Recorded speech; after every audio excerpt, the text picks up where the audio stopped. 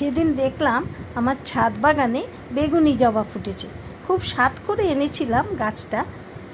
এতদিন পরে ফুল ফুটতে আমার মন ভরে উঠল। আপনাদের জন্য ভিডিও তুলে আনলাম। কেমন লাগলো? সুন্দর না? এর সঙ্গে আমার কবিতা পাঠ করে শোনালাম। আপনারা তো আপনাদের মতামত জানান না। আমি তবু আপনাদের মতামতের অপেক্ষায় থাকি। আমার ফেসবুকের বন্ধুরা কিন্তু আমার লেখা খুব অ্যাপ্রিসিয়েট করেছিল।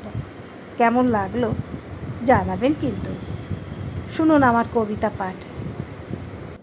নমস্কার, আমি সুব্রত দাশগুপ্ত।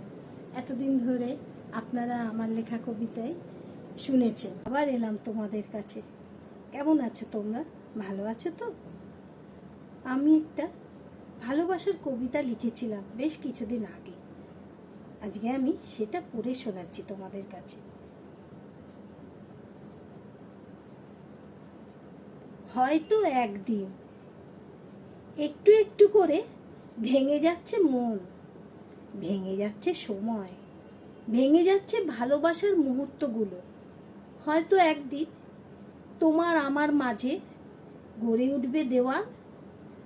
হয়তো একদিন দেওয়ালের একদিকে থাকবে না তুমি, হাত বাড়ালে আরেক দিকে থাকবো না আমিও।